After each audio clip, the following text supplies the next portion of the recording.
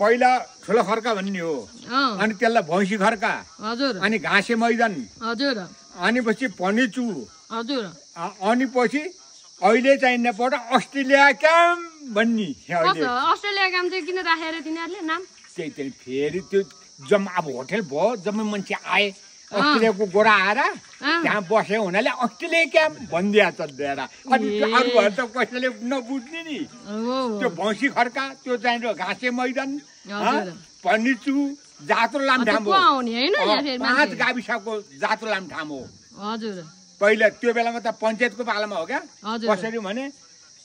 डम्पुस पञ्चायत 1 लुवाङ 2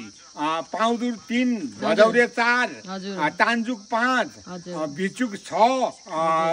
गाविसको घान्द्रुक 7 गाविसको जात्रो लामठाम हो त्यहाँ पहिला जमानामा हाम्रो बाजेको पालामा हेर भनेपछि अहिले जानेबाट हाम्रो जाने छोराहरूले त्यसो भने नातिहरूले बुझ्दैनन् छोराले पनि बुझेको छैन त्यसो भएर हो क्या ल धन्यवाद जानकारी दिनुभयो त्यसको लागि धेरै धेरै धन्यवाद ल आउल लाउँछ गरे अब चितवन मधेसतिर त बढी छोरी मान्छेलाई खप्छन् छोरा मान्छेलाई टिपिहाल्दो रहेछ